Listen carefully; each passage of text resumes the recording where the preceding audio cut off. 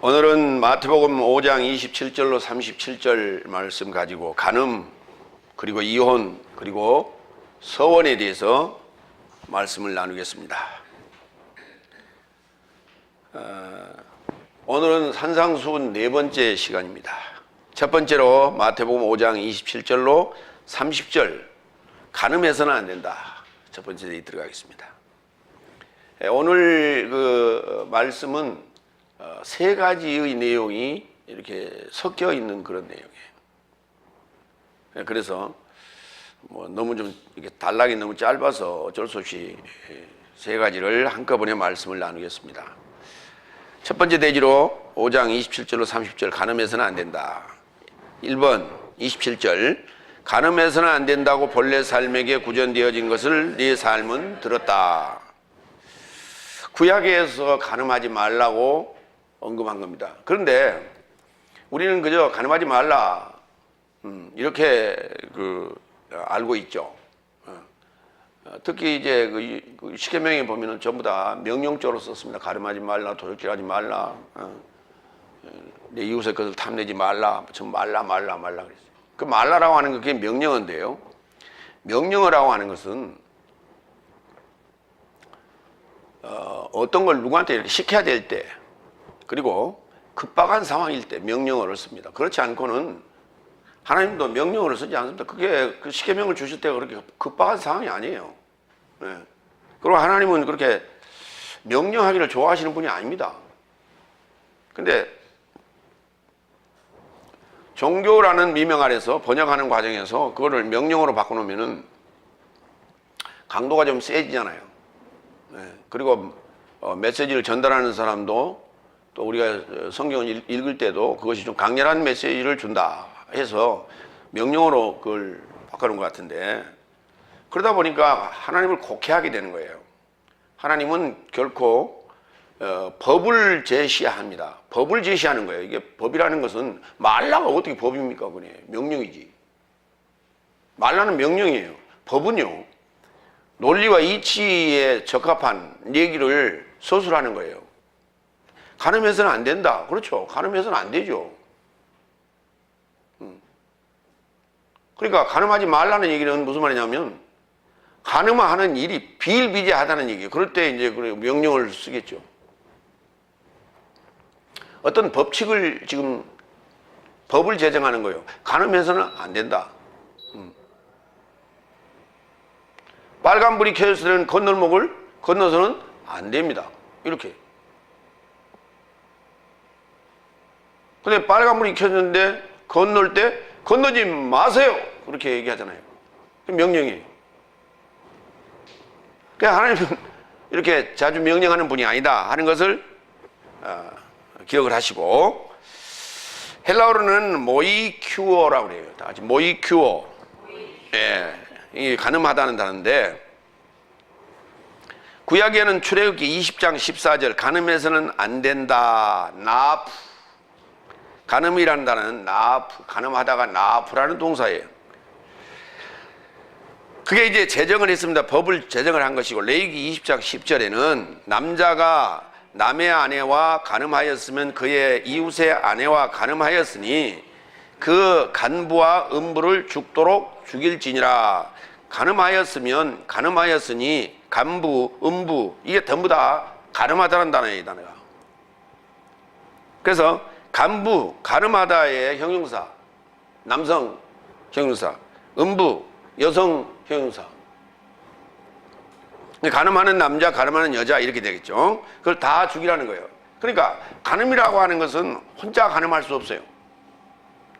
상대방이 있다라고 하는 거예요. 반드시 남자와 여자라는 상대방이 있다라는 거예요. 그럴 때 남의 아내와 간음을 했으면은 그 남자가 유부남이든 총각이든 둘 다 죽이라는 거예요.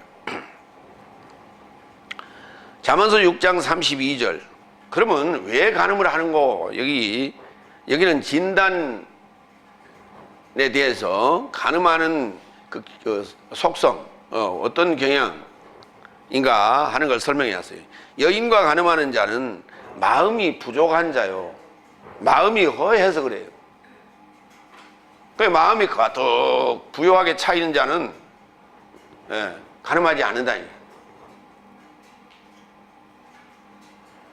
죄를 짓는다는 것은 이게 뭔가 허증, 그 허증을 채우고자 하는 욕망이 있다. 그래서 가늠한다. 이것을 행하는 자는 자기의 목숨을 부패하게 한다. 뒤에 거기에 결과까지 써놨어요. 진단과 결과까지 써놨어요. 두 번째로 28절. 그래서 나는 내 삶에게 말한다. 여자를 바라보고 있는 자는 모두 그녀의 열망함을 향하여 그의 마음 안에서 그녀를 이미 가늠하였다. 그녀의 열망함이 없는데 바라보고 있으면 가늠이 아니라는 거예요. 근데 그녀가 열망하고 있다. 근데 그 열망하는 자를 바라보고 있다면 그 말이에요. 그 열망하는 자를 바라보고 있다면 열망하는 자 그럼 안 보면 될 거 아니에요.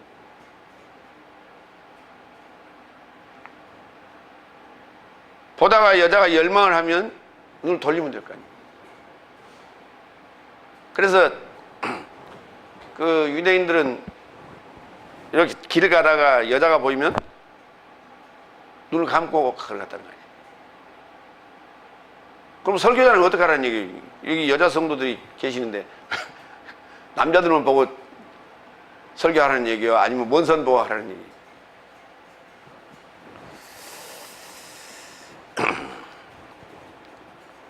이 열망이라는 단어가 이게 참 어려운 단어인데 에피디메오라는 단어예요. 이 디메오라는 단어가 분노하다예요. 분노하다. 그러니까 분노하는 것은 열받는 거죠. 그러니까 열이라는 게 이제 분노의 개념이고 그러면서 뭔가 이렇게 접촉하는 거예요. 이렇게 접촉하는 거예요. 그러니까 그 이제 열망, 욕망은 좀 거리가 있죠. 욕망하고는 좀 거리가 있어요. 욕심하고 욕망하고는 비슷한 거고요. 그래서 열망입니다. 그러면 무엇이라는 것은 지금 여기 그 내용상 언급이 안 돼 있어요. 어떤 상황, 행동 상황만 지금 여기 언급이 되어 있는 게 에피디메오라는 단어예요. 바라보고 있다면 블레포인데요. 뚫어지라고 바라보는 거예요. 그냥 look 이렇게 눈을 바라보는 거예요. 특징적으로 보면요, 서양 사람들은 대화를 할 때 서로 눈을 이렇게 바라보고 이렇게 마주보고 대화를 해요. 야, 우리 동양 사람들은 그것 좀 잘 못해요. 왜? 시선이 너무 따가워. 특히 남자들은 여인들하고 이렇게 눈을 마주치고 대화하는 게 굉장히 잘 못해요. 특히 미팅 같은 게 처음 나가가지고 더 하죠.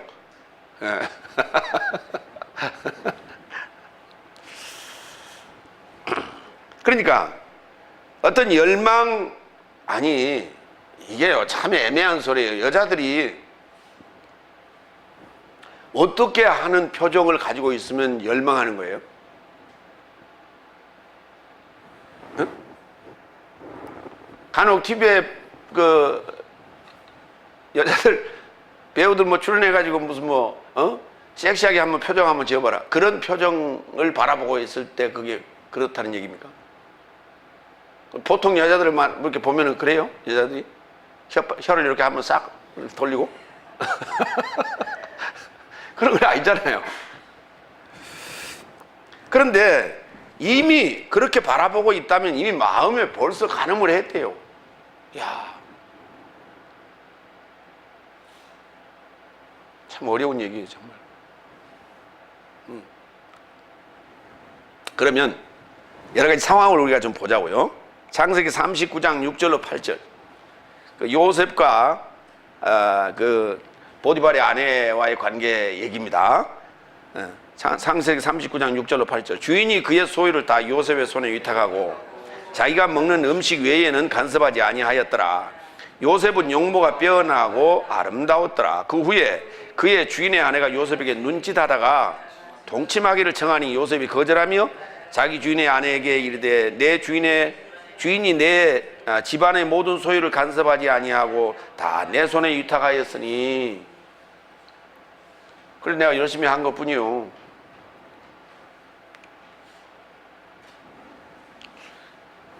그러니까 내가 다 모든 걸 관장하고 관리하고 하는데 나 당신까지는 관장을 못 하겠습니다. 그러니까 여기 지금 잘 보세요. 이게 중요한 거예요. 요셉이 용모가 빼어나지 않고 아름답지 않았더라면 상황은 달라졌을 거예요. 그렇잖아요. 그러니까 이게 중요한 거예요. 용모가 빼어나고 아름다웠더라. 그래서 요셉에게 보디발의 아내가 눈짓을 했대요. 눈짓을. 이게 이제 눈으로 흘겼다는 거죠. 그죠? 상대를 이렇게 윙크를 했는지 어찌든지 하여튼. 근데 요셉이 바라봤어야 되는데 자기도 이렇게 깜빡깜빡 그랬는데 그래야 되는데 그렇지 않았어요. 그래서 상황은 어떻게 됐어요? 감옥행. 감옥행을 가게 됐던 것이죠. 그러니까 지금 요즘 세대의 그 어떤 권력의 그 밑에서 그 권력자가 어떤 요구를 할 때 그거를 거절한다라고 하는 것은 그 다음에 오는 뭡니까? 손해를 감수해야 돼. 감수해야 돼. 이게 믿음이다라고 하는 거예요. 사무엘하 11장 2절로 4절. 저녁 때에 다윗이 그의 침상에서 일어나 왕궁 옥상에서 거닐다가 그곳에서 보니 한 여인이 목욕을 하는데 심히 아름다워 보이는지라. 이 또 문제야 이게 또. 안 봤으면 괜찮은데 보았단 말이에요. 그런데 보이긴 보이는데 거리가 얼마나 되는지 모르지만은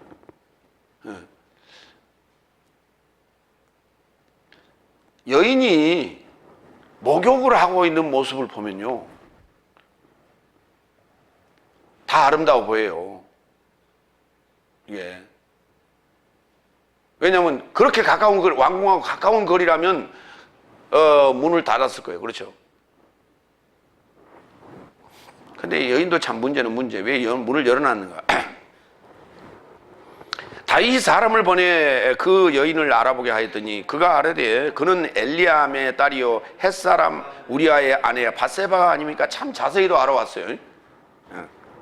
다윗이 사절을 보내 그녀를 자기에게로 데려오게 하여 그 여자와 동침하고 그가 그녀의 부정함을 깨끗하게 하였으므로 그녀가 자기 집으로 돌아가니라.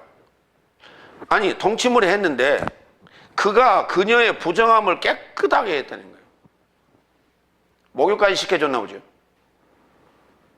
그리고 그녀가 자기 집으로 돌아가니라. 이 문제는 이게 눈이 문제라니까. 눈이 보배가 아니라 눈이 문제예요. 이게. 그리고 그 여인이 문제는 이게 아름다워 보이지 않았어야 되는데 요게 탈이라. 요게. 지금 여기 창세기 39장에 요셉과 보디발의 아내의 관계에서도 지금 문제가 뭐냐면 아름다웠다라고 하는 거예요. 그거. 그 다음에 눈이 문제예요. 그 다음에 여기 지금 다윗도 마찬가지예요. 그 여인이 밧세바가 아름다워 보였다는 거예요. 이게. 그리고 눈이 또 문제라 이놈 게. 응? 세 번째. 창세기 제일 먼저 지금 성경이 제일 먼저 나오는 사건인데 창세기 3장 4절로 6절. 뱀이 여자에게 이르되 너희가 죽으려 해도 죽지 않는다. 굉장히 중요한 얘기예요. 4절. 그냥 죽지 않는다가 아니라 기륭의 지식의 실과를 먹으면 그냥 죽지 않는다가 아니라 죽으려고 해도 죽지 않는다고요. 그러니까 먹어봐. 먹어도 안 죽어. 그 말이에요. 이 말이. 죽으려고 해도 죽지 않는다. 왜요?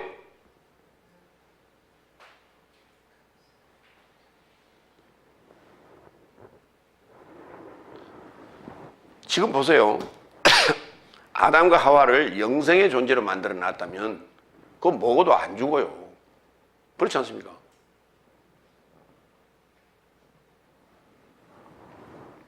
여기는 죽으려 해도 죽지 않는다. 그러니까 죽으려고 먹어도 죽지 않으니까 먹어도 괜찮다.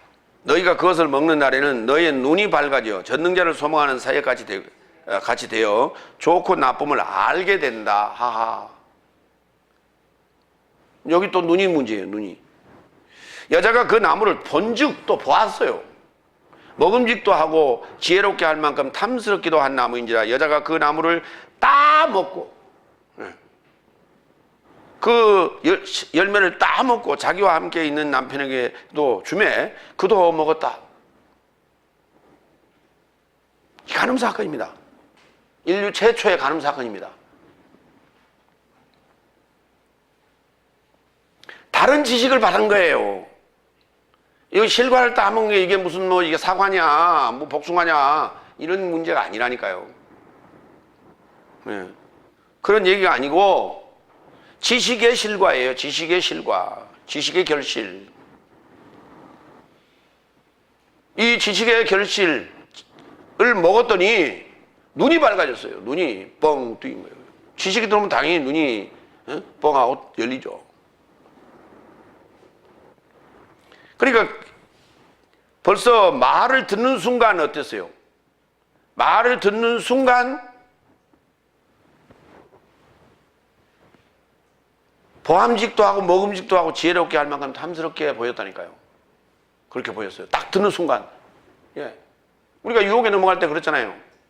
벌써 말을 듣고 그러잖아요. 말을 듣고 넘어가지 않습니까? 요한일서 2장 15절로 17절. 너의 삶은 세상을 사랑하지 말고 세상 안에 있는 삶도 사랑하지 말라. 누군가 세상을 사랑하고 있다면 아버지의 사랑이 그 안에 있지 않으니 세상 안에 있는 모든 것이 육신의 열망과 눈삶의 열망과 생활의 허풍이니 아버지에게서 난 것이 아니오 오히려 세상에서 난 것이며 세상도 지나가게 되고 그의 열망도 지나가게 되나 하나님의 뜻을 행하는 자는 내세에 이르고자 머문다. 그러니까 하와가 그 나무를 본즉, 그러니까 하와는 이미 어떤 열망함을 가지고 있었어요. 그 열망을 가지고 있었는데 그 열망이라는 건 뭡니까? 지금 아직 그 마음에 허증이 있었어요. 그 마음에 허증이 있었어. 그거를 뱀이 와서 건드린 거예요. 네. 여러분들은 어때요? 허증이 있어요? 마음이 허하세요? 내가 볼 때는 허한 게 아닌 것 같아요. 우리 성도들. 왜냐면 내가 열심히 이렇게 설교를 해도 나한테 질문하는 이가 하나도 없어. 이거 보면 아주 차고 넘치나 봐. 그런데 하와는 여호와께서 말씀을 하셨는데 그게 듣고 이게 허증인지 이게 배가 부른 건지 잘 몰랐는데 뱀이 와서 건드리니까 질문하니까 그때야 허증이 이게 발견된 거야. 그래서 자기 안에 열망, 에피티메오가 있다는 것을 알았어. 명사는 에피티미아, 동사는 에피티메오 그렇게 되는데 세상에 있는 모든 것이 다 육신의 열망이고 눈삶의 열망이다. 이 눈이 문제라. 여러분 그 자주 하는 게 있죠. 쇼핑. 돈 안 드는 쇼핑. 아이 쇼핑이라고. 그렇죠? 예. 그러다가 저지르는 거예요. 그러다가 이게 딱 걸리면 저지르는 거예요. 에이 그냥 긋고 말지. 생활의 허풍이라고요. 여러분 허풍 허영심, 허풍, 허영. 이게 다 뭐라고요? 아버지에게서 난 것이 아니고 세상적인 것이라고요. 이생의 자랑이요, 안목의 정욕이요, 그런 얘기를 하는데, 그거 어려운 얘기고, 육신의 열망, 눈삶의 열망, 생활의 허풍, 세상도 지나가게 되고, 이 열망도 다 그 쓸데없이 지나가는 거다, 그게. 그러나 하나님의 뜻을 행하는 자는 내세에 이르고자 머문다. 그러니까, 눈에 뵈는 거에 우리가 넘어가지 말라. 눈에 뵈는 거에 현혹되지 말라. 하나님은 우리를 외모로 취하지 아니하시고 중심을 보신다 그랬어요. 예. 그러니까 중요한 거는 외모로 판단하지 말라는 얘기예요. 이게. 외모를 판단하게 되면 전부 지금 사건들이 다 외모 때문에 일어난 일들이에요. 이게. 요 지금 아까 제가 낭독한 부분들이 다 예, 이것을 간음이라 한다. 그걸 간음이라 하는 거야. 간음을 하는 데는 두 가지가 있었죠. 보는 문제와 두 번째 행동하는 거예요. 이게. 예. 그러니까 다윗이 이러고 싹 이 지붕을 거닐다가 이게 봤어요. 그러다가 하고 입 싹 닦고 집에 들어가서 진물을 봤으면 상관이 없어요. 그렇죠? 근데 왜 불러서 야 쟤가 누구냐? 가 좀 알아봐라. 그럼 왜 알아보라고 그랬어요? 처음부터 데려오라고 그러지.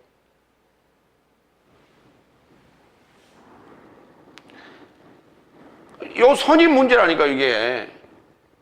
보세요. 알아보라고 그랬죠? 데려오라고 그랬죠? 동침했죠? 씻어서까지 보냈어요. 근데 임신할 줄은 몰랐지.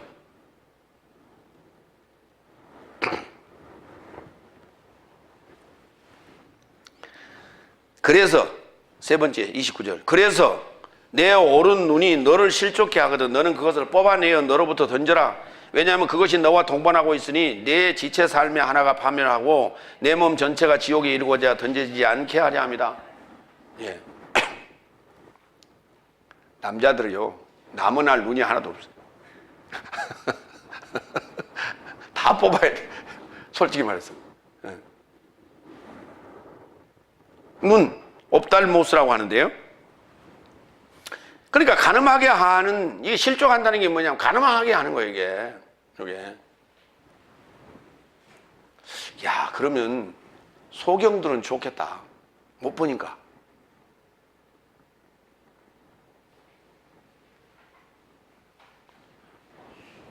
그들은 못 보지만요 다른 데가 또 발달이 돼요.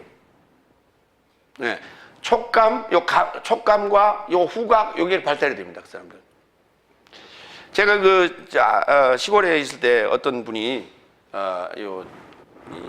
시각장애인이었는데 그 아기를 하나 이렇게 안고 구멍가게를 할 것도 없는데 구멍가게 하여튼 몇 가지 물건 놔두고 그냥 소일거리로 그냥 이렇게 있는데 그러다 보니까 이제 나이가 한 40 몇 살 그때 됐는데 그러니까 이제 후배들이 자꾸 이제 들락날락 거려 거기. 나도 이제 몇 번 간 기억이 나는데 이렇게 가서 보면요 옆에 이렇게 나하고 또 옆에 몇 사람이 있는데 뭐 내가 새 옷을 입고 왔습니다 이런 말도 안 하고 만져보세요 그런 말도 안 했는데 와서 또 이렇게 쑥 오더니 이렇게 만져보면서 야 너 참 옷 참 좋다. 그러니까 왜 걔는 만지고 나는 안 만져? 그 친구는 만져보고 나는 왜 안 만져보냐고. 냄새가 다른 거예요. 새 옷 냄새가 다른가 봐요. 그러니까 벌써 그 새 옷인가 보다 하고 냄새가 오니까 가서 만져보는 거예요. 그러면서 야 너 옷 참 좋다. 그냥 해보는 소리가 아니에요. 보니까. 그러니까 눈이 안 보이면은 후각이 발달되고 촉각이 또 감각이 또 발달돼요. 그러면은 여인네의 화장품 냄새나 향수 냄새는 민감하게 맡겠죠. 그럼 뭘 떼야 돼? 그 양반은 코를 잘라버려야 돼. 코를 잘라놓으면 더 냄새가 더 잘 들어갈 텐데. 큰일 났네. 마태복음 13장 14절로 16절 보겠습니다. 눈하고 보는 문제하고 계속해서 지금 겹쳐져 나가는데요. 이사야의 예언이 저 삶에게 채워지게 되었으니 말한 것은 네 삶이 소문으로 들어도 결코 이해하지 못하고 보아도 보지 못하고 결코 알지도 못하여 이 백성 삶의 마음이 완악하여져서 그 귀는 듣기에 둔하고 눈은 감았으니 언제든지 눈으로 보지 못하고 귀로 듣지 못하고 마음으로 깨닫지 못하고 돌이키지 못하는 저 삶을 내가 치유하고자 함이라. 그런즉 네 삶은 네 눈은 보고 있기 때문에 네 귀는 듣고 있기 때문에 행복하다. 이 굉장히 13장이 중요한 얘기예요. 이사야의 예언이 뭐라고 했냐면 네가 가서 복음을 전하는데 복음을 전하면 전할수록 보지도 못하고 듣지도 못하고 이해하지도 못하고 귀도 눈도 다 벙어리 소경이 될 거라는 거예요, 더. 근데 그거는 왜 그렇게 여호와께서 이사야에게 지시를 했느냐? 내가 가서 그러한 자들을 고치겠노라. 그 이유 때문에 여섯째 날이 되면 내가 가서 그들을 고치겠노라 라고 말씀하셨던 거예요, 여기. 그래서 돌이키지 못하는 저 사람을 내가 치유하고자 함이라. 그런즉 네 눈은 보고 있기 때문에 내 귀는 듣고 있기 때문에 행복하다 그랬어요. 이들이 누구냐 하면 지금 마태복음 13장에서 얘기하고 있는 이들은 지금 마태복음 5장에서 그 산에서 주님 앞에 나와 있는 제자들이에요. 예수님께서 지금 간음 얘기를 왜 하고 있냐? 눈의 문제를 얘기하고 있느냐? 손의 문제를 왜 얘기하고 있느냐? 지금 예수님께서 오셔서 벙어리 되고 귀머거리 되고 이 소경됐던 자들을 치유하고 계시는 거예요, 지금. 그러면 너희 눈이 밝아지고 너희 귀가 밝아지고 너희 입이 열리고 너희 손의 감각이 살아나서 이제 너희가 보는 순간 이게 가늠할 수 있게 된다는 거예요, 지금. 이해가 되십니까? 이미 다섯째 날에 속한 자들은 첫 아담에 속하기 때문에 이미 가늠한 자들이에요. 이미 가늠한 자들이고, 성경에서 여호와 외에 다른 신을 섬기지 말라 했는데 수없이 지금 가늠을 했어요. 지금 그들을 향해서 얘기하는 게 아니에요, 지금. 오늘 여섯째 날 여러분들을 향해서 얘기하는 거예요. 다섯째 날은 지금 간부고 음부예요. 그러면 그들은 어떻게 하겠죠? 그들에 대한 얘기도 나올 겁니다. 고린도후서 4장 18절. 내 삶에 주목하는 것은 보여지는 것이 아니요 오히려 보여지지 않는 것이니 보여지는 것은 잠시적 삶이요 보이지 않는 것은 내세적 삶이다. 그러니까 너희가 이제 눈이 열리고 귀가 열리고 입이 열릴 텐데 손에 감각이 살아날 텐데 그걸 통해서 내세적인 걸 봐라. 표면적인 거 보지 말고 너희가 표면적인 걸 봤다가는 그대로 가늠한다. 무슨 말인지 이해가 되세요? 예. 요한일서 1장 1절. 사도 요한은 이렇게 고백했어요. 시작부터 미완료로 계시는 생명의 말씀에 관하여 내 삶이 들어온 바요 내 삶의 눈으로 보아온 바요 내 삶이 주목하였던 바요 내 삶의 손이 만졌던 바요. 거기 지금 손도 살아났고 눈도 살아났잖아요. 손이라는 것을 언급하는 것은 일한다는 거예요. 사역이라는 게 의미예요. 사역이라는 거예요.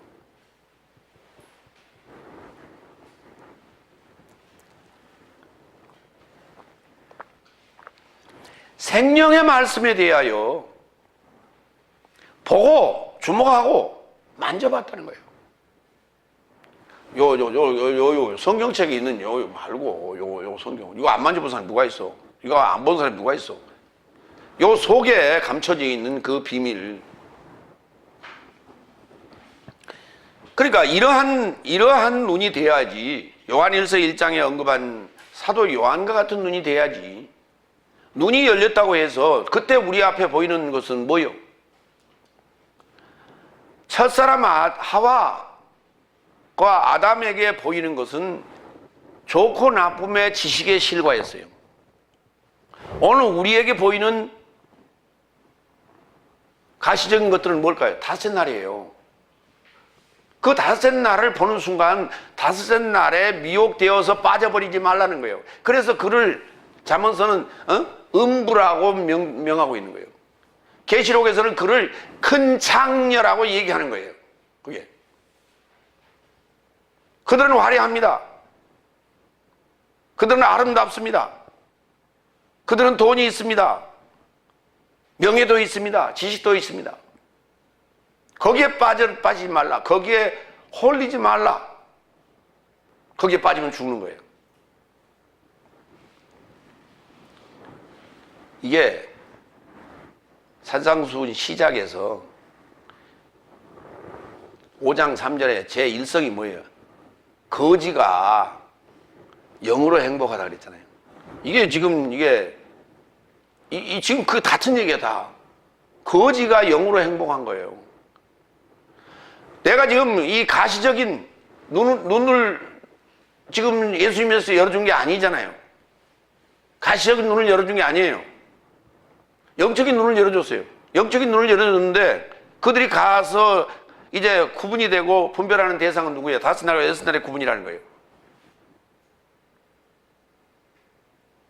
그러니까 5날한테 가서 선생 노릇 하면서 그들 가지고 놀기가 참 좋겠죠. 그거 가늠하고 있는 거예요. 그들을 선도하지 못하면, 빼내지 못하면 그들에게 가서 같이 손잡고 뛰놀다면 그거 가늠이에요. 네 번째, 30절. 네 오른손이, 그리고 네 오른손이 너를 실족해 하거든 너는 그것을 잘라내어 너로부터 던져라. 왜냐하면 그것이 너와 동반하고 있으니 내 지체 삶의 하나가 파멸하고 내 몸 전체가 지옥에 이르고자 던지지 않게 하람이라. 예, 손이라고 하는 게 등장해요. 같이. 이건 행동입니다. 사역이고. 케이르. 헬라어로는 케이르라고. 창세기 3장 22절 봅니다. 손을 잘 놀려야 산대요. 손을 잘 놀려야 돼요. 여러분, KBS의 그 주일날 저녁에 하던가요? 그 고등학교 퀴즈, 장학 퀴즈 하는 거 있죠? 골든벨. 예. 거기에 지금 최종 마지막 50번째 문제. 50번째 문제는 뭐예요? 뭐라고 써 있어요? 골든벨 5개 문항이 나오죠. 도전 골든벨 5개. 도전 골든벨 어떤 것을 고를까요? 잘 골라야 돼요. 그게. 왜냐면 전문 분야별로 다 이게 뭐가 나올지 어떻게 알아? 눈이 문제예요? 손이 문제예요?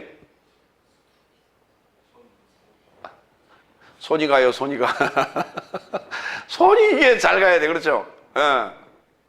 그래야 마지막 관문 그게 굉장히 중요한 거예요. 49번까지와 50번하고는 하늘과 땅 차이인 거예요. 이게.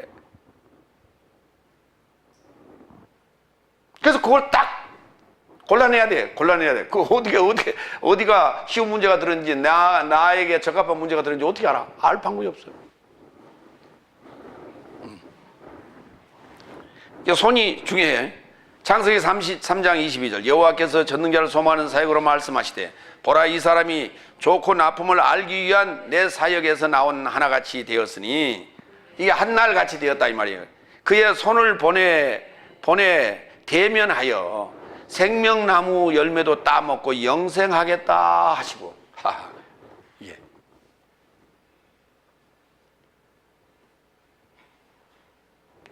생명나무 열매를 봤으면 따먹어야 돼요. 그렇죠? 예? 안 따먹으면 누가 남이 따가버리죠. 잽싸게 따먹어야 되는 거예요. 근데 우리는 이거 뭐 계속 나오는데 뭐 그렇죠?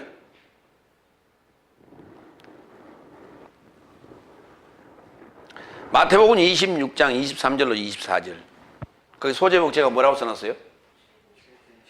최대의 실수 그랬어요. 그 실이라는 말이 일타라는 거예요. 잃어버린다, 실. 잃어버린 실자예요. 이게 손 숫자입니다. 그러니까 손을 잘못 놀렸다는 얘기죠. 잘못 놀린 거. 그래서 실수. 실수했습니다. 손을 잘못 놀렸습니다.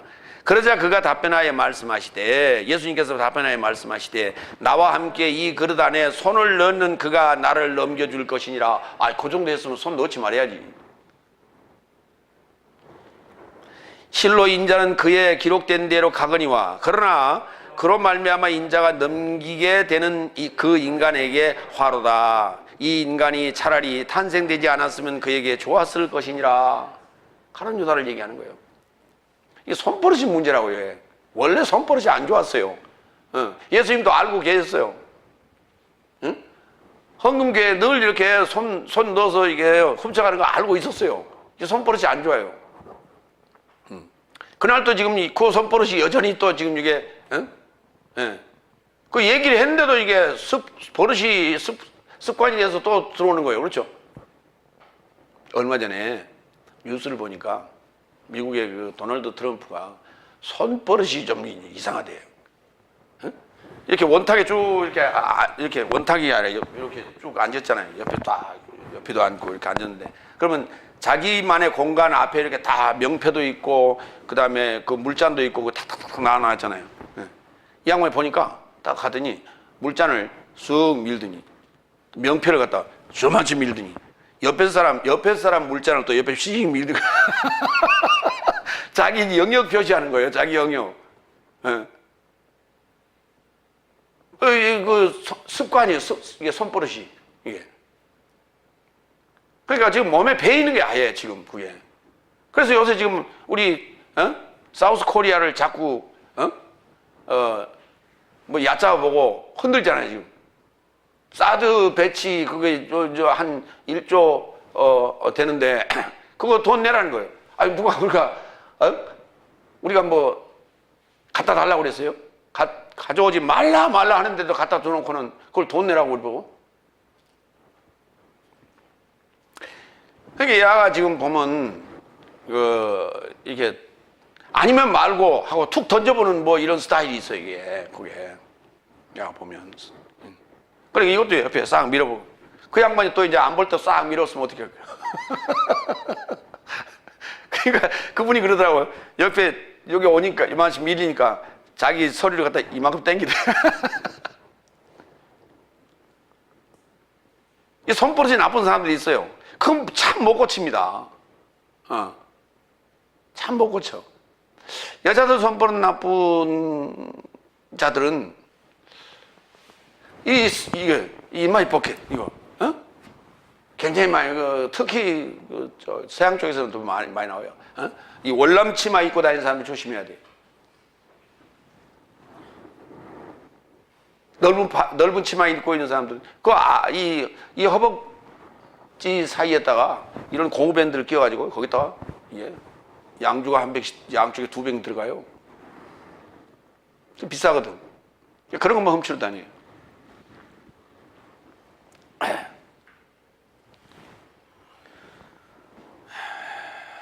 손버릇 최대 실수. 누가복음 24장 39절로 40절. 내 손과 내 발 삶을 알아보라. 나를 만져보고 그가 나인 줄 알아보라. 이거 꼭 만져봐야 돼요? 응?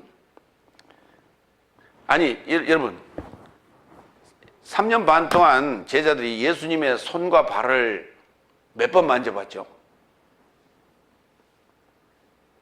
응? 응? 대답 좀 해봐요. 예수님의 손과 발을 만져본 사람이 누구였죠? 아니 지금 말고 지금 이 사건 말고 그 전에 요한이 언제 만져봤어요? 막달라 마리아밖에 만져본 사람이 없어요. 기록된 거는. 향후 옥합을 깨서 거기다 붓고 머리털로 씻고 손으로 만졌겠지. 그 외에 예수님의 손과 발을 만져본 사람이 누가 있어? 근데 예수님은 제자들의 발을 다 만져봤어. 가로등 다 빼고. 그렇죠? 근데 예수님이 뭐라 해요? 내 손과 내 발을 알아보라. 그리고 나를 만져보고 그가 나인 줄 알아보라. 그렇게 했어요. 왜냐하면 영은 살과 뼈를 갖고 있지 않은 것 같이 내 삶은 갖고 있는 나를 구경한다. 네 삶은. 예. 이것을 언급하시고 손과 발 삶을 저 삶에게 내어 보이셨다. 이게 왜 여기 오늘 써놨습니까, 이걸? 예수님은요, 공생애 동안 간음하지 않았다는 얘기예요. 간음과 관련된 그러한 일들을 하지 않았다는 얘기예요. 그렇기 때문에 손이 온전히 남아있는 거예요. 그러니까 한쪽 눈이 이렇게 뽑혀 있다든지, 한쪽 손이 잘려 있다든지, 이런 사람은 간음을 했던 사람들이라는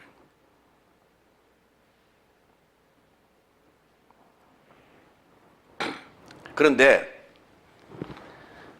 그래가지고 손이 남아나겠습니까? 그래가지고 눈이 남아나겠습니까? 그래서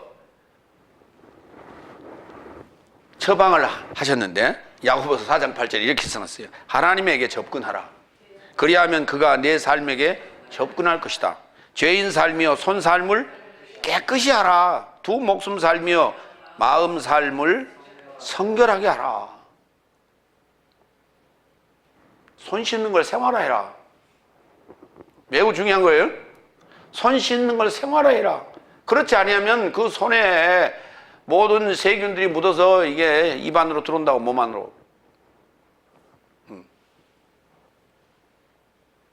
그러니까 가려서 먹어라. 가려 먹어라. 소화 능력도 없는데 이것저것 막 먹어대면 이게 가늠하는 거예요. 이게 가늠하는 거예요.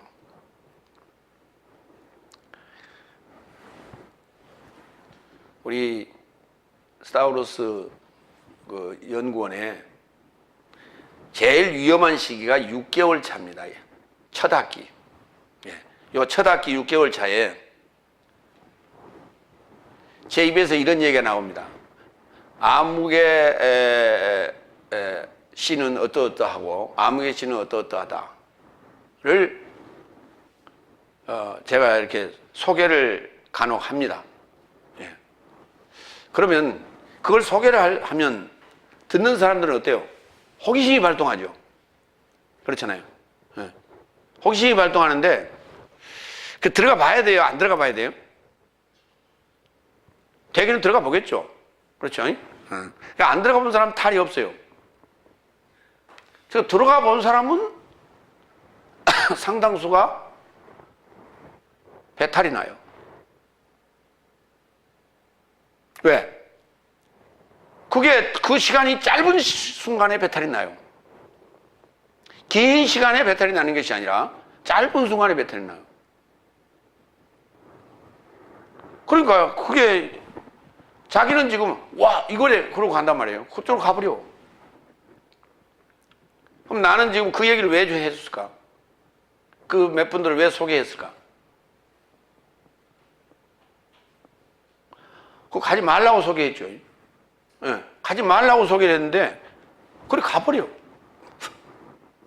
나는 그 사람들 장시간 동안 살펴보고 연구해보고 들어보고 계속 있는데 그 사람들은 그 잠깐 사이에 판단해야 되거든. 그 잠깐 사이에 무슨 수로 그걸 판단합니까?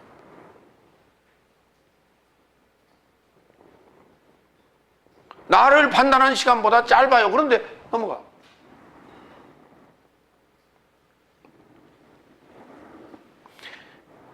그러니까 그게 두 가지 의도가 있는데 하나는 하지 말라는 소리고 또 하나는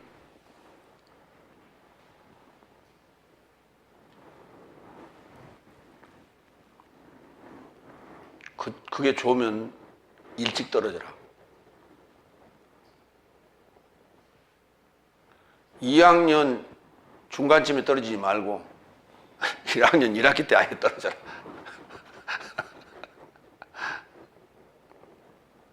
그런 의도예요.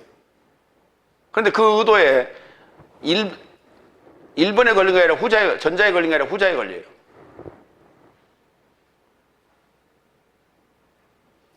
참 신기한 일이에요. 신기하고 놀라워요.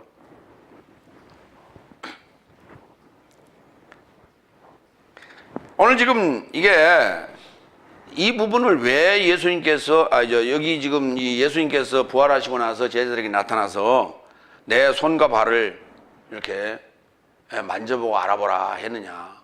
예수님은 간음하신 적이 없다고요. 그래서 손과 발이 온전한 거예요. 지금 온전히 다 붙어 있어요. 여러분도 온전히 눈과 손과 발이 붙어 있는 상태에서 천국에 들어가시기 바랍니다. 야고보서 4장 8절 이거 잘 기억하시고요. 두 번째로 갑니다. 마태복음 5장 31절로 32절 말씀 외에 실수로 여자를 버리면 그녀를 가늠케 하는 것이다.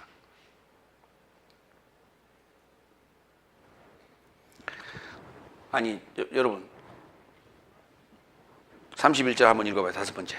또한 누구든지 그의 여자를 떼어버리고자 하거든 그녀에게 이혼 증서를 주라고 구전되었다.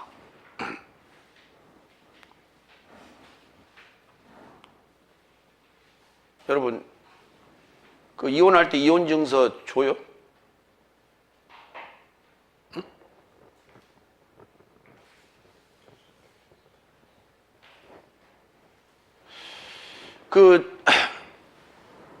우리 교회들이 옛날에는 이명 증서라는 게 있었어요.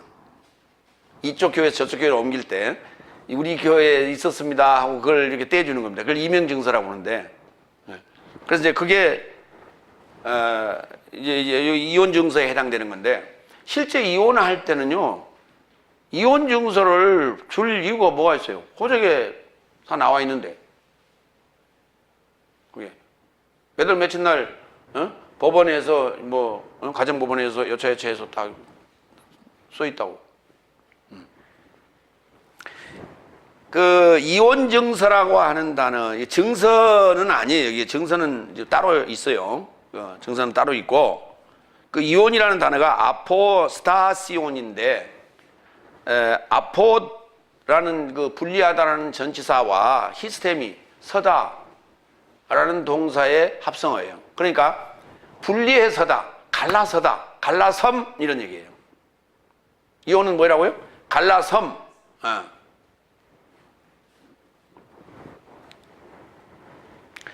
신명기 24장 1절로 4절을 좀 볼까요? 사람이 아내를 취하여 데려온 후에 수치되는 일이 그에게 있음을 발견하고 그를 기뻐하지 아니하거든 이혼 증서를 써라. 그 손에 주고 그를 자기 집에서 내어보낼 것이요, 그 여자는 그 집에서 나가서 다른 사람의 아내가 되려니와 그 후부도 그를 미워하여 이혼 증서를 써서 그 손에 주고 그를 자기 집에서 내어보냈거나, 혹 그를 아내로 취한 후부가 죽었다 하자. 그 여자가 이미 몸을 더럽혔으니 그를 내어보낸 전부가 그를 다시 아내로 취하지 말지니 이 일은 여호와 앞에 가증한 것이라. 여호와께서 너의 젖는결을 소망하는 사익으로 너에게 주시는 상속물인 땅을 너는 죄짓게 해서는 안 된다.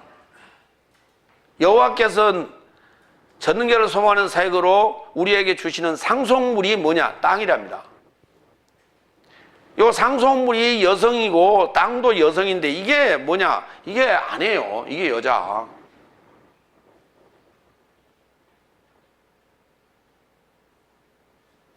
여자로 죄짓게 하지 말라는 거예요.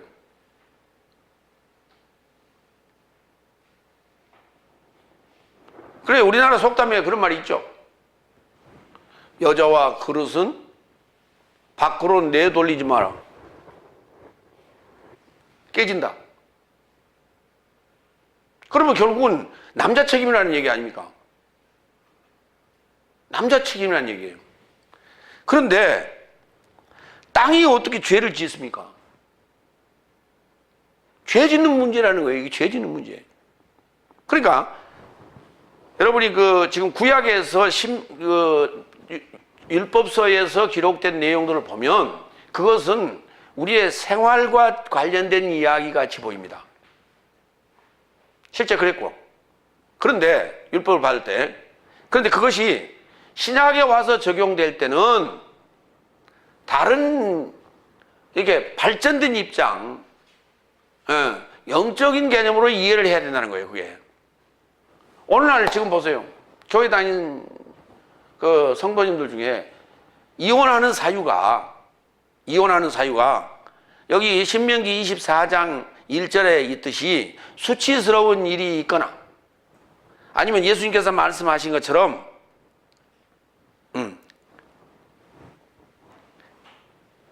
말씀 외에 어떤 실수, 그러니까 말씀의 실수, 말씀의 음행의 말씀 때문에 이혼하는 사람이 몇 명이나 됩니까? 여러분 보세요. 둘이 신앙생활을 합니다. 부부가. 그런데 한쪽이 이단에 빠졌어요. 그렇다고 이혼합니까? 지금 음행의 말씀 때문에 이혼하러 갈 때는, 갈라서라 할 때는 그런 경우에 사실 어떻게 보면 그렇잖아요. 그런 거기에 해당될 수가 있다. 그런데 어떻게든지 아내가 됐든 부인이 됐든 간에 자기 배우자를 끄집어내려고, 거기서 끌어내려고 발버둥을 치잖아요. 그리고 실제로 이혼이라고 하는 문제는 성격이 안 맞다든지 아니면 무슨 나가서 다른 상대를 친구를 만나가지고 맨날 바람을 피운다든지 이런 사연 때문에 이혼을 주로 하지요. 아니면 돈 문제라든지. 서로가 좀 안 맞아서 불편해서 사실 이혼을 하지 성경적인 이런 내용하고는 사실 좀 거리가 먼 얘기들이란 말이에요. 그러니까 오늘날 우리에게 적용하는 입장에서는 아니 둘이 도저히 못 살겠다 신앙생활도 못 하겠고 같이 교회 다니니까 안 다닌다는데 어떻게 해. 그럼 방해는 하지 말아야 되는데 방해도 하고 교회 갔다 오면 집 패고 말이지. 두들겨 패고 폭행하고 그거 어떻게 살아? 못 살지. 근데 목사님은 뭐라 그래 그걸? 그래도 인내하고 참으면서 기도하고 사세요. 그러다 맞아 죽으면 그런 경우에는 이혼하세요. 성경 그 얘기를 하는 게 아니에요. 그거 죄가 아니에요. 요즘 얼마나 그 포악한 사람들이 많아요. 남자만 그런 게 아니라 여자도 그래요. 자는 데 가서 아이고 망치로 가서 때려버리면 죽어요 그냥. 남자가 무슨 힘이 있어요 그게 자고 있는데.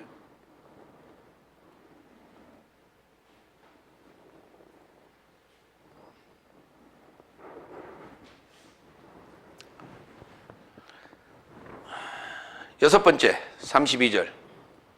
그래서 나는 내 삶에게 말한다. 누가 음행의 말씀 밖의 실수로 말씀 밖의 실수로 그게 한다나요?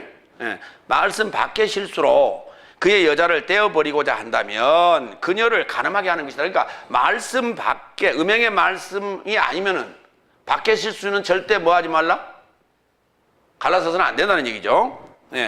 그러면 떼어버리고자 한다면 그녀를 간음하게 하는 것이며 누가 만일 떼어버린 여자와 결혼한다면 그도 간음하는 것이다.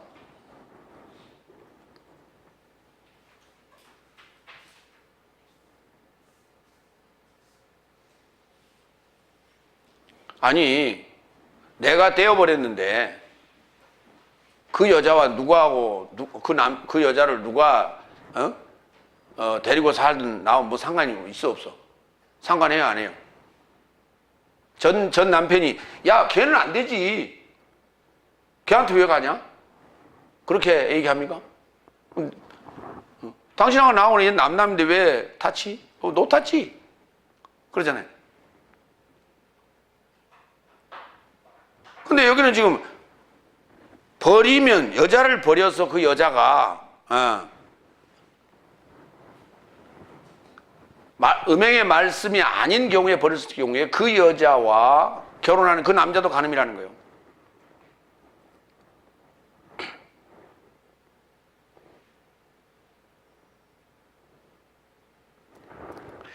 굉장히 어렵죠. 자, 요한복음으로 한번 보겠습니다. 요한복음 8장 3절로 7절. 요한복음에는 현장에서 간음하다가 잡혀온 여인이 하나 있었어요. 그 여인에 대해서 이 바리새인들이 서기관 바리새인들이 예수님께 와서 그것을 재판을 해달라고 오는 얘기입니다. 그 부분을 좀 보겠습니다. 그런데 서기관 삶과 바리새인 삶이 간음 안에서 붙잡힌 바 된 여자를 그를 향하여 끌어다가 중앙 안에 그녀를 세우고 그에게 말하되 선생님 이 여자가 간음당하다가 현행법으로 붙잡히게 된 것입니다. 율법 안에서 모세도 내 삶에게 이런 삶을 돌팔매질 받도록 명하였으니 당신은 무엇이라 말하겠습니까? 저 삶이 예수스를 시험하고자 이것을 말하더라. 이는 그에게서 고소할 것을 얻고자 함이라. 그러자 예수께서 아래에서 구풀이어 땅에 이르고자 손가락으로 기록하시더라. 그러자 저 삶이 탐문하던 것처럼 머물러 있더라. 그가 허리를 펴고 저 삶에게 향해 언급하시되 내 삶 중에서 죄 없는 자가 먼저 돌을 그녀에게 접해 던져라. 참 명언이다 명언. 명언. 그러면 바닥에다 땅에다가 뭐라고 썼을까? 그들의 죄상을 낱낱이 썼을까? 아닌가? 뭐 예수님께서 뭐 투시의 은사가 있나?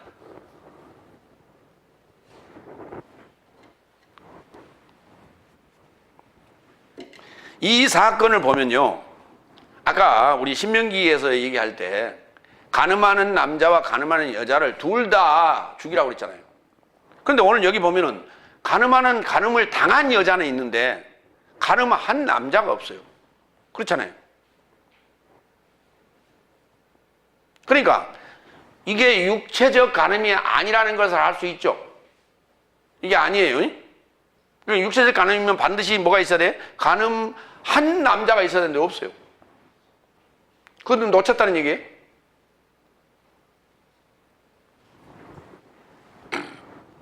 서기관 삶과 복수의 바리새인 삶이 그랬잖아요. 그럼 여럿이 갔으니까 현장범으로 잡았다는 거 아닙니까? 그러면 간음자도 잡았어야지. 그걸 못 잡았다고? 말이 안 돼. 그럼 보세요. 이게 육체적 간음이 아니라는 것이, 그러면 육체적 간음이 아니면 말씀의 간음인데, 지금 서기관 바리새인 삶은 지금 이 여자도 지금 다섯째 날에 속한 여자고 서기관 바리새인 삶도 다섯째 날이에요. 다섯째 날 입장에서 간음은 누구와 어떤 사상을 받은 거예요? 자 보세요. 다섯째 날 입장에서 이미 간음한 자죠. 간음해 온 자예요. 그렇죠? 쳐다닙니까? 그런데 그 자가 간음하는 사건은 다른 이방신을 것을 받아들였든지 첫 번째, 아니면 예수님의 복음을 여섯 날 복음을 받아들였든지 둘 중에 하나예요. 그렇잖아요.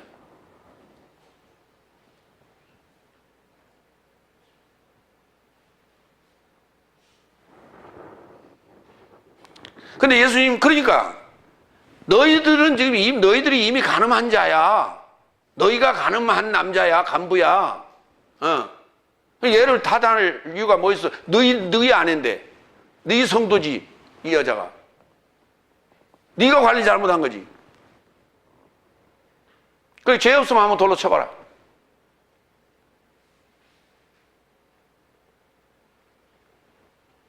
그러니까 다섯째 날에는 간음이라는 문제를 논할 상황이 돼야 안 돼. 자격이 안 된다고요.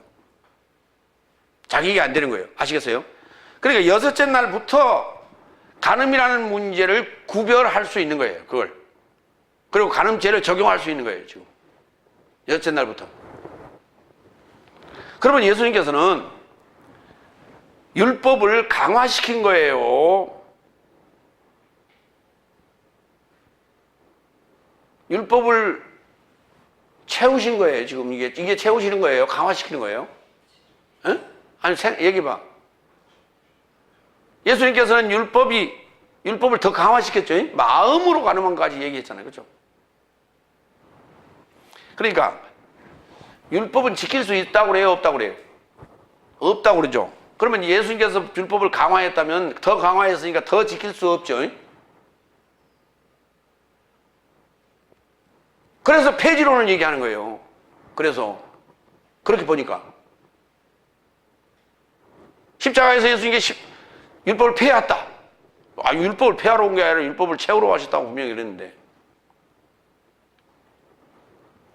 그러니까 이건 뭐냐면 예수님께서는 율법을 강화한 게 아니고 율법을 선포하시는 거예요. 지금 이건 선포예요. 예수님이 뭐 하러 오셨어요? 예수님이 오신 목적 구원하러 오셨잖아요. 이게 구원하는 이게 방법론이에요. 이게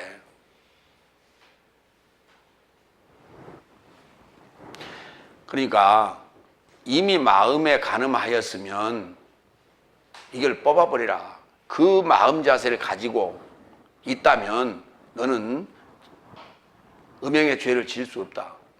이해가 되십니까?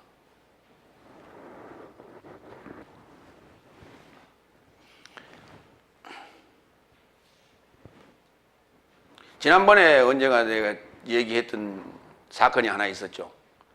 중학교 나이에 그 여학생하고 40대, 30대, 40대인가요? 그 남자하고 그 관계를 가졌는데 둘이 이게 부적절한 것이냐 아니냐 했더니 그 남자가 그랬대. 우리는 사랑한 거라고. 사랑했다고. 그러니까 유부녀와 사랑을 나눌 수도 있는 거죠. 사랑일 수도 있죠. 응?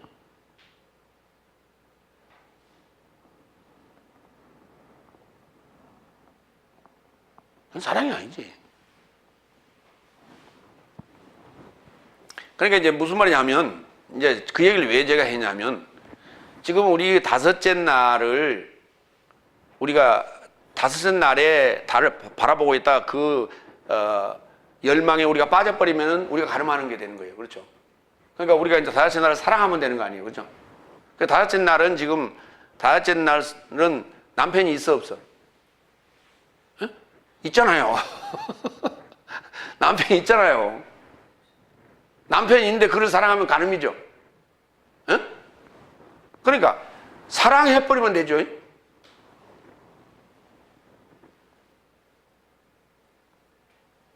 그래서 데려와 버리면 된다 뭐. 그렇죠?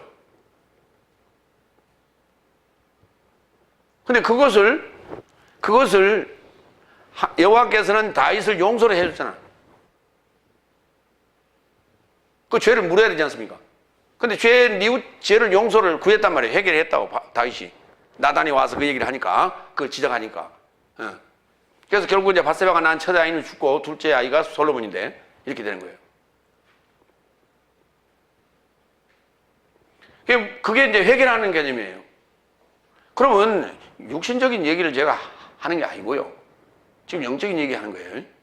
다섯째 날을 우리가 사랑하는 것은, 이거는 그를 온전하게 뽑아내야만이, 그래서 아이를 내야 돼. 그렇죠?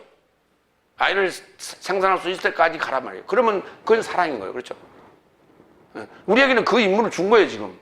다윗에게 밧세바를 취한 것처럼 그게 우리에게도 다섯째 날을 그렇게 취하라 이 말입니다. 그렇죠? 호세아서도 그 얘기가 나와요. 호세아서 4장, 이제 호세아에게 뭡니까? 고멜을 취하는 얘기가 그런 얘기예요, 사실은. 다윗에게 밧세바를 취한 얘기도 그런 얘기고, 사실은. 근데 그것은 그 다섯째 날의 입장에서는 그게 사실은 이게 맞지 않는 얘기예요. 그러면 앞으로 그것도 예언이란 말이에요. 여섯째 날에 행해질, 적용되어질 예언인 거예요, 그게. 다윗의 이야기도 호세아의 이야기도. 이제 우리께 되는 겁니다. 호세아 4장 14절을 보자고요. 저희 딸들이 음행하며 저희 며느리들이 간음하여도 내가 벌하지 아니하리니 이는 저들도 창기와 함께 갈라지며 매춘부와 함께 희생을 드림이니라. 깨닫지 못하는 백성은 망하리라. 그렇죠? 그러니까 본래적으로 다섯 날까지는 한 날서부터 가늠한 자들이에요. 그렇기 때문에 그걸 벌하면요 다 죽어요. 그러면 누구도 죽였어야 돼. 호세아도 죽였어야 돼요. 하나님 명령했지만. 그렇죠? 그 다음에 다윗도 죽여야 돼. 그렇죠? 밧세바도 죽였어야 되고. 그런데 그들을 죽이지 않은 이유가 이 말이에요. 주님이 오셔서 이 문제를 해결하시겠다는 거예요. 주님이 오셔서 이 문제를 해결하시겠다는 거예요. 그래서 눈을 띄워주면 그때야 하하 내가 다섯째 날에 내가 간부였구나, 내가 음부였구나라고 하는 것을 깨닫게 되는 거예요. 고린도전서 11장 3절 봅니다. 그러나 나는 모든 남편의 머리는 그리스도시며 아내의 머리는 남편이요 그리스도의 머리는 하나님이라는 것을 내 삶으로 알기를 원한다. 고린도전서 11장 3절에서 남자와 여자의 관계, 남편과 아내의 관계를 이렇게 정의하고 있는 거예요. 성경이 말하는 아내와 남편의 관계, 여자와 남자의 관계를 이렇게 이해해라. 에베소 5장 30절로 32절. 내 삶은 그의 살과 뼈에서 나온 그의 몸에 지체된 삶이니라. 이것 대신에 사람은 그의 부모를 남겨두고 그의 아내를 향하여 합치게 될 것이니 두 삶이 한 육체에 이르게 될 것이다. 이 비밀이 크도다. 그래서 나는 그리스도스와 교회에 이르고자 말한다. 그러니까 이 얘기가 지금 어디 얘기냐면 아담과 하와 얘기예요. 아담과 하와 얘기인데, 그래서 부모를 남겨두고 부모를 떠나서 둘이 합하여 한 육체가 됐지 않습니까? 한 몸이 됐는데 이 비밀이 이것이 비밀이라는 거예요. 지금 성경이 말하는 비밀이다. 그런데 전부 지금 무슨 얘기예요? 남자와 여자 얘기 아닙니까? 성경 얘기가 다. 가름 얘기는 다 음행 얘기는 남자 여자 얘기예요. 그러면 남자 여자를 남성과 여성의 이야기를 제일 먼저 한 데가 어디예요? 창세기 1장 1절이죠. 하늘과 땅이라는 개념으로 거기서부터 시작하고 있는 거예요. 모든 만물의 생성의 이치가 음행의 이치다. 이게. 근데 그것이 보여지는 사물서부터 시작해가지고 영적인 데로 들어가는 거다. 그러면 영적인 것은 뭡니까? 그리스도와 교회에 대한 얘기다. 그리스도는 남편이고 교회는 신부가 되는 거다. 그래서 그리스도스는 남성이고 교회는 에클레시아는 여성인 거예요. 이것으로 결론 나는 거예요. 이게 이런 비밀을 성경은 쓰고 있다. 이 얘기예요.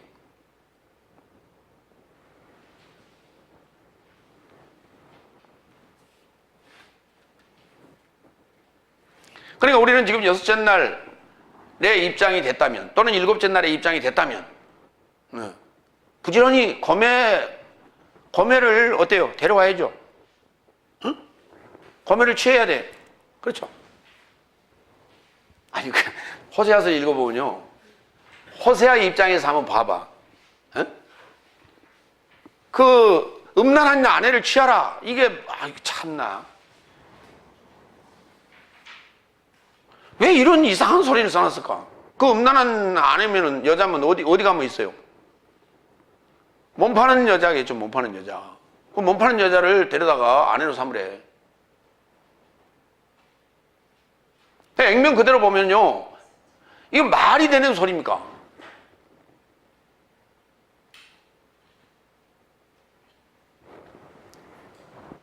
이거는 하나님이 그리스도인을 향해서 하시는 명령이다. 그래갖고는 그리스도인들이 다 거기 창녀촌에 가서 전부 다 데려다가 아내를 삼아버렸어. 그럼 창녀촌이 사라지겠죠. 그럼 그 후대 사람들은 어디로 가야 돼? 태국으로 가야 됩니까? 아니면 중국으로 가야 됩니까? 아내를 데리러. 성경을 문자 그대로 보라고 할 때 이런 불합리한 일들이 벌어지는 거예요. 웃지 못할 일들이.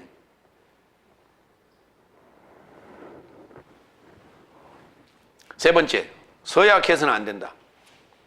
일곱 번째, 33절. 다시 본래 삶에게 구전되어진 바 서약해서는 안 된다. 그래서 네 서원 삶을 주께 떼어주라는 것을 네 삶이 들었다. 그 떼어주라는 단어가 아포디돔이라는 단어인데 이제 이걸 갚다 이런 단어로 이렇게 번역을 한 데가 여러 군데 나옵니다. 그런데 왜 서약은 뭐고 서원은 뭡니까? 이게 지금 성구사전에 찾아보면 전부 맹세로 해놨습니다. 근데 맹세라는 단어는 따로 있어요. 네, 이 단어가 아니에요. 이 단어는 서원이 맞는데 서원이라는 단어는 호르코스, 다 같이 호르코스.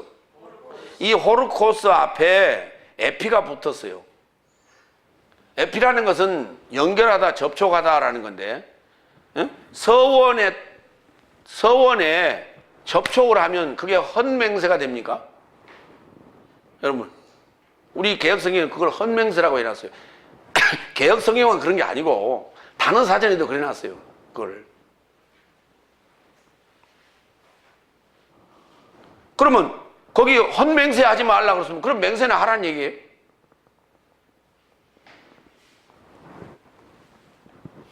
거기 지금 34절부터 36절까지에는 하지 말라고 돼 있잖아요. 해서는 안 된다고. 그러니까 앞뒤 문맥이 33절하고 연결이 안 되는 거예요. 지금 이게 헌맹세 하지 말라 그러면 헌맹세 아니면 맹세는 그러면 진짜 맹세는 하라는 얘기냐? 그러면 헌맹세라는 게 여기 지금 34절, 35절, 36절에 이게 헌맹세냐? 좀 생각을 해봐야 되는데 자기도 그냥 생각대로 그냥 생각나는 대로 단어도 바꿔버렸어요. 서원이라는 것을 접촉하는 거예요. 접합시키는 거예요. 이렇게 연결시키는 거. 그것은 우리가 서약이라 하자. 우리가 서원하는 걸 뭘로 해요? 마음으로 하죠. 생각으로 하는 거 아닙니까? 서약은 뭔가 이렇게 접촉을 하는 거 아니에요? 쓰는 거 아니에요? 그러면 더 서약이 확실하지. 에피를 붙였으니까 더 확실한 거지. 어떻게 그게 헛맹세가 됩니까? 서원이 돼요. 말이 안 되는 소리지. 이놈의 에피라는 걸 잘 이해를 못 해가지고, 앙겔리아라는 소식에다가 에피를 붙였다고 그게 갖다가 약속이 갑자기 돼버리진 않나.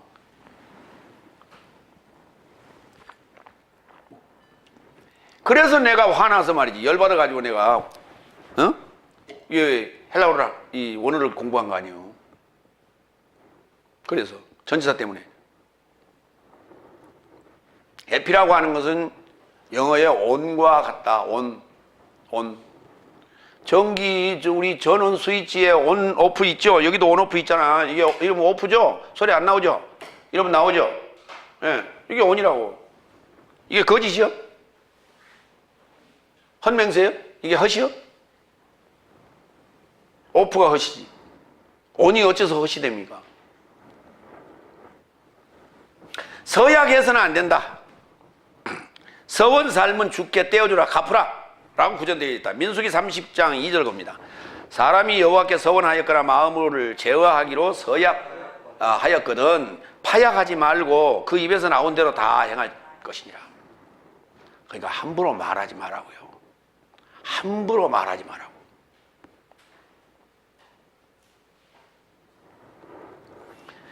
여덟 번째 34절부터 36절까지. 그래서 나는 전적으로 서원해서는 안 된다고 내 삶에게 말한다. 보세요. 예수님께서 말씀하시잖아요. 말 함부로 하지 마라. 제자들도 말 함부로 했죠. 너희는 내가 가는 곳에 갈 수 없느니라 그랬더니 우리는 할 수 있습니다. 뭐 그러잖아. 그게 믿음 좋은 것이라고 그렇게 했었어요. 우리도 그랬었어요. 다섯 날에. 다섯 날에 그래서 여섯 날에 없었다면 우리는 다 죽는 거야. 그렇지 않습니까? 여섯 날이 있어서 그게 다행이지. 다섯 날만 있다면 그게 전부라면 우리는 다 죽어요. 지금 다섯 날 지금 이게 서약하고 맹세하고 서원하고 수없이 지금 한 친구들 많아요. 지금 나는 내 삶에게 말한다. 서원해서는 안 된다고. 하늘 안에서도 안 된다. 이는 하나님의 보좌다. 땅 안에서도 안 된다. 이는 하나님의 발삶의 발판이다. 히에로솔리마에 이루고자 해서도 안 된다. 이는 위대한 왕의 성이다. 내 머리 안에서도 안 된다. 해서 서원해서는 안 된다. 이는 내가 한 털을 희거나 검게 함이 가능하지 않다. 네가 할 수 있는 일이 있다 없다? 없어. 내가 하라는 대로 해. 네가 할 수 있는 일은 하나도 없어. 털어 하나 검게 하거나 이게 할 수 없어. 아니 목사님 그걸 왜 해요? 할 수 없어요. 염색하면 되지. 염색하면 그게 시간이 가면 탈색 안 돼요?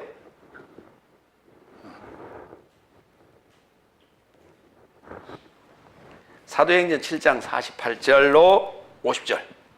그러나 아주 높으신 분은 손으로 만든 성전 삶에 머무르지 않는다. 예언자는 이와 같이 말한다. 하늘은 나에게 보좌요 땅은 내 발의 발판이니 주께서 말씀하신다. 네 삶이 나에게 어떤 집을 건축하겠으며 내 휴식의 장소가 어디냐. 이 모든 삶이 내 손이 행한 것이 아니냐. 너희가 건물을 그렇게 멋지게 46년 동안 지어놨는데 나는 거기 있지 않다. 나 그게 내 집 아니야.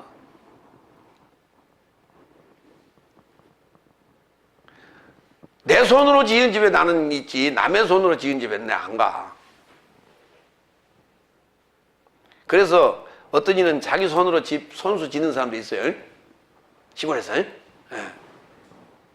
남의 손에 못 맡기겠대. 하나님도 마찬가지예요. 자기 손으로 손수 지어요. 하나님께서 자기 손으로 손수 지기 위하여 작성해 놓은 설계도가 이거예요. 이게 건축 설계도예요. 도면이에요. 이게. 근데 이대로 지면 하나님의 손으로 지었다 하고 이대로 안 짓고 기형을 만들어내면 괴물이 되는데 그걸 거기는 절대 계시지 않겠다는 얘기예요. 그 얘기예요. 중요한 거는 지금 저 건물 성전을 얘기하는 게 아니라 각자가 다 하나님의 나라가 될 수도 있고 사단의 나라가 될 수도 있는데 어떻게 짓느냐에 따라서 사단의 나라가 될 수 있고 어떻게 짓느냐에 따라서 하나님의 나라가 될 수 있다는 거예요. 하나님이 안 들어가신다니까 그 안에.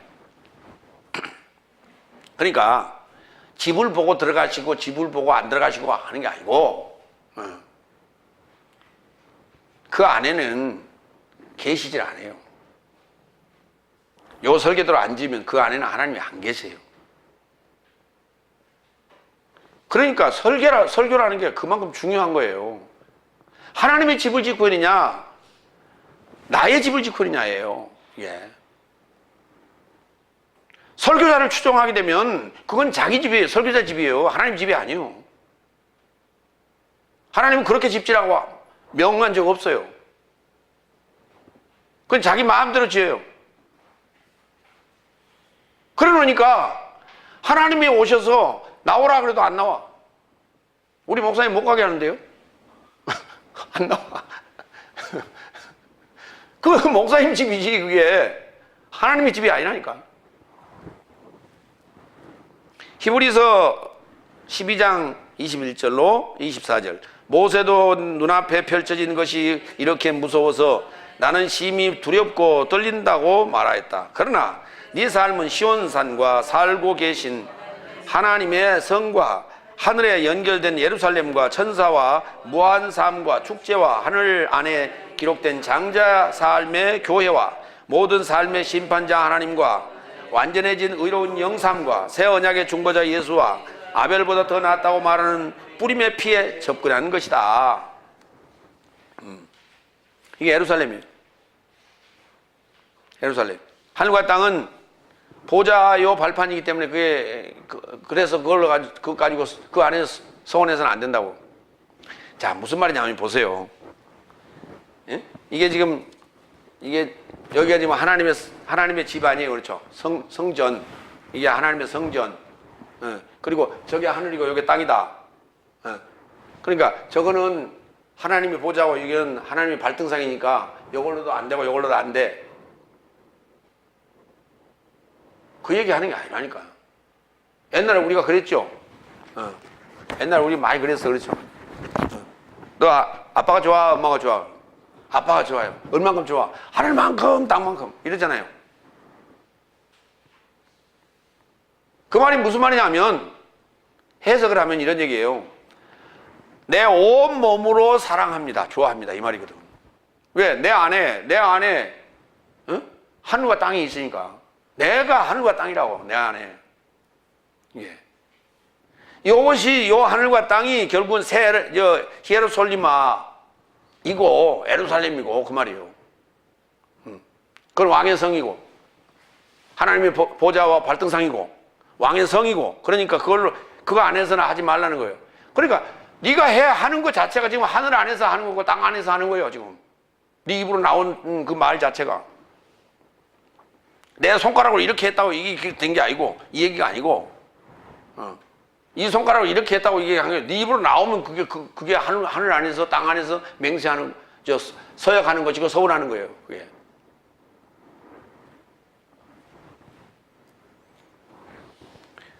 그 다음에, 히에로솔리마로도 해서는 안 된다. 그러나, 왕의 성이라고요. 왕의 성이에요.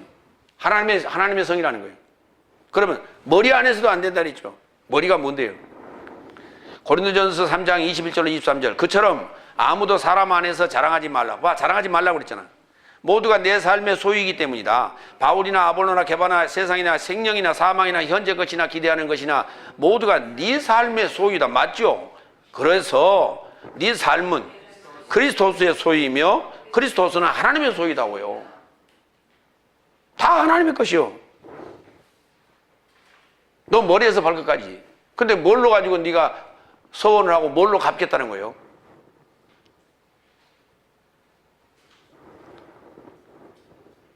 그래서 9절, 9번째, 37절. 네 삶의 말은 예면 예, 아니면 아니다 하라. 그러나 이런 삶에서 넘치는 것은, 여기서 벗어나는 것은 나쁜 것에서 나온 것이다. 나쁜 놈이다. 나쁜 놈이다. 야고보서 5장 12절 내 형제 된 삶이여 모든 삶 이전에 맹세하지 말라. 여기는 맹세라는 단어를 썼어요. 또 여기는 맹세하지 말라. 하늘로도 말라. 땅으로도 말라. 유사한 어떤 서원도 하지 말라. 네 삶이 외식에 이르고자 넘어지지 않으려면 그 말이에요. 외식에 이르고자 넘어지지 않으려면 마태복음 23장에 외식하는 자들 상황같이 되지 않으려면 다섯째 날 외식하는 자들 같이 되지 않으려면 네 삶의 예는 예라 하고 아닌 것은 아니라라. 이게 여섯째 날에게 준 지침이에요. 구원의 지침. 그러므로 여자는 교회에서 뭐하라? 잠잠하라 한 얘기가 이 말이에요. 어? 잠잠하라 이 말이지 무슨 여자는 목사가 될 수 없다 그런 이상한 논리가 어디가 있습니까? 그래서 아직도 지금 합동 측에서는 안수를 안 줘요. 여자 안수. 마무리합니다. 간음은 열망을 향하는 여자를 보면 마음의 간음이요 이혼은 말씀 외의 조건은 없고 서원은 내 가진 것이 내 것이 아니니 할 수 없고 할 수 있는 것은 예 아니요 답변뿐임을 선포하신다. 이것이 여섯째 날 구원의 조건입니다. 기도하겠습니다.